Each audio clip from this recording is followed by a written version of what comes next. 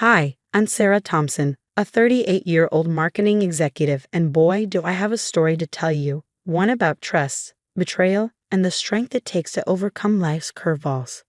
5 years ago, I thought I'd hit the jackpot when I married James.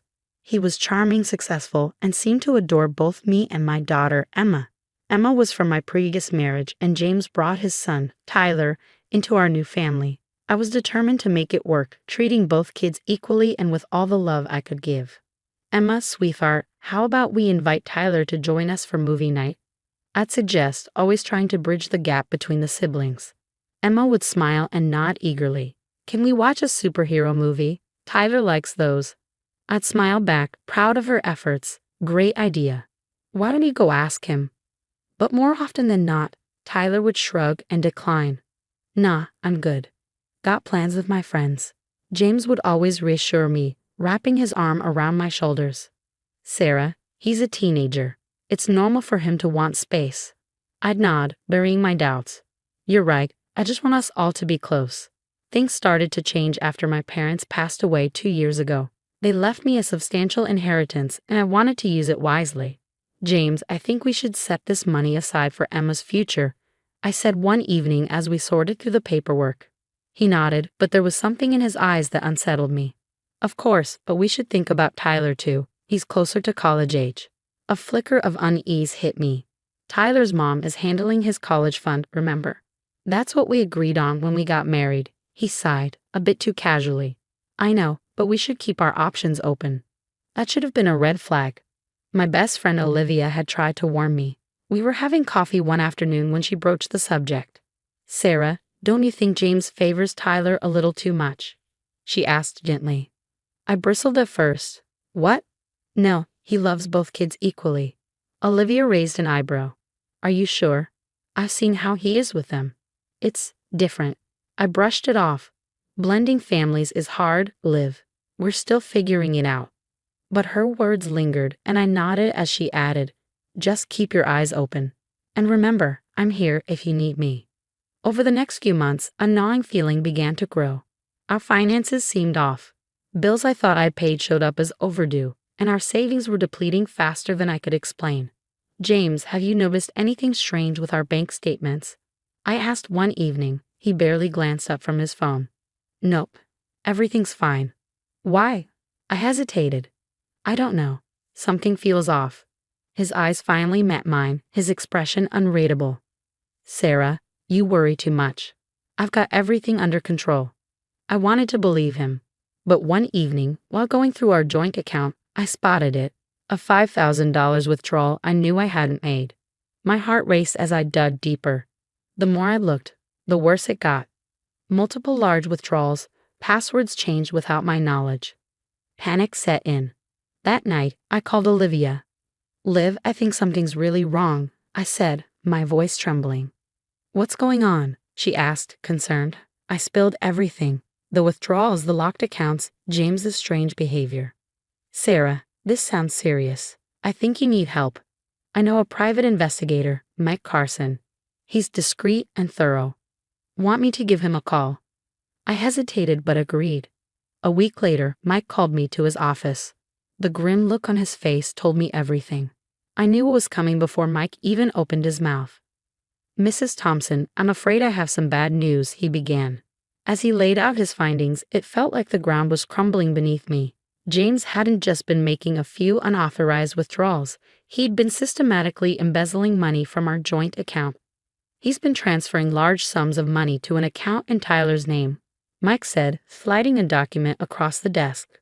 I stared at the paper, unable to comprehend what I was seeing. Money that was supposed to secure both of our children's futures. Money from my inheritance. There's more, Mike continued.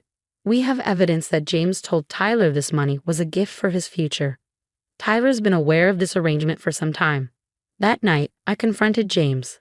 I'll never forget the look on his face when he realized he'd been caught. It wasn't remorse or shame.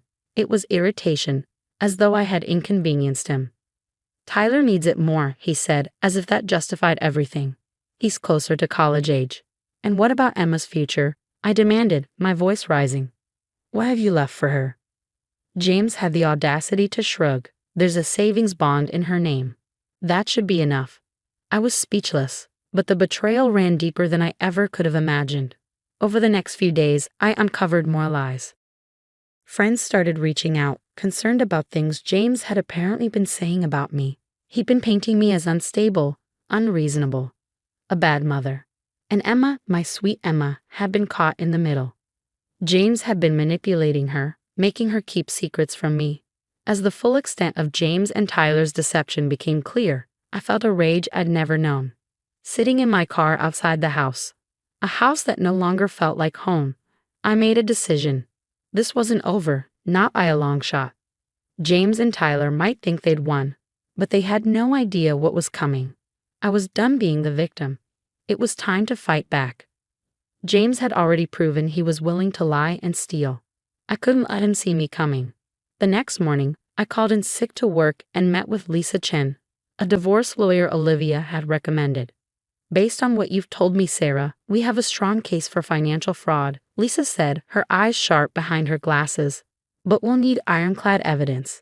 Can you get access to all your financial records? I nodded, determination hardening my resolve. I'll find a way. At home, I played the role of the dutiful wife, pretending I'd moved past my suspicions.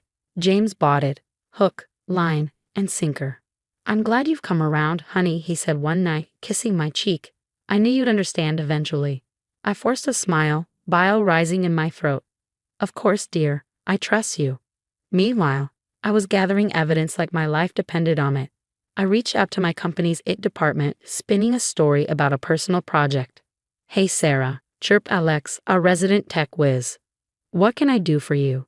I'm working on tracking some old transactions for a side gig, I lied smoothly. Any tips on how to trace digital money transfers? Alex's eyes lit up. Oh, I've got just the tools for that.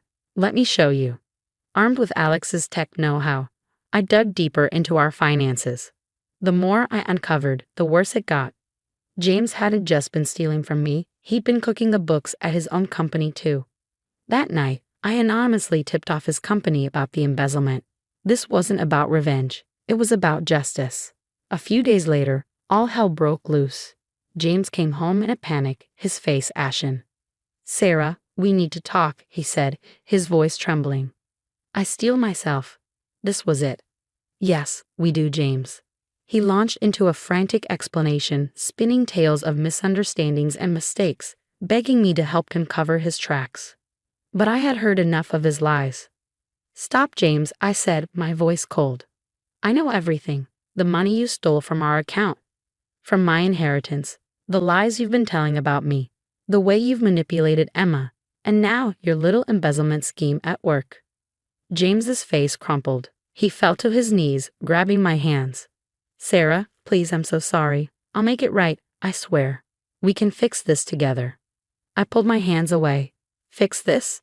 James, you've stolen our daughter's future.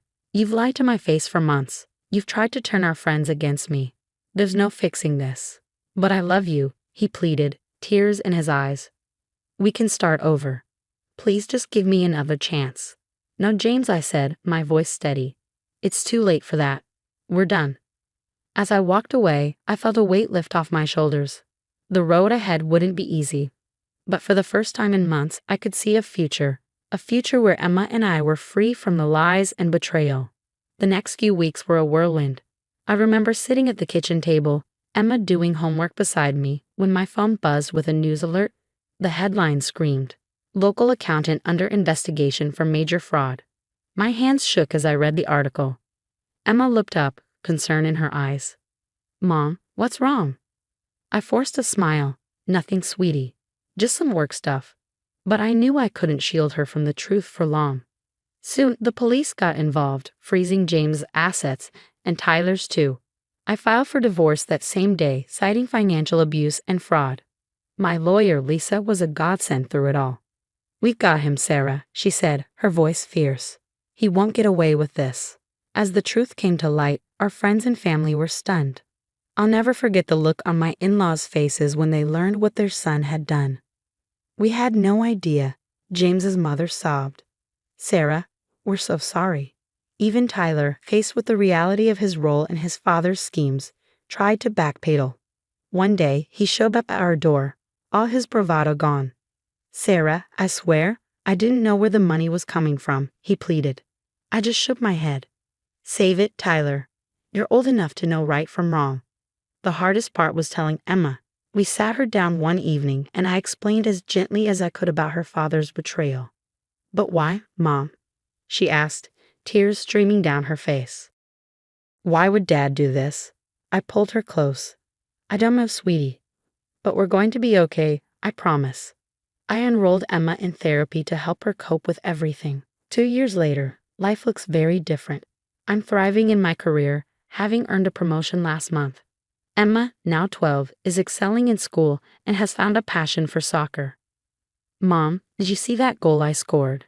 she yelled, running off the field after a game. I scooped her up in a hug.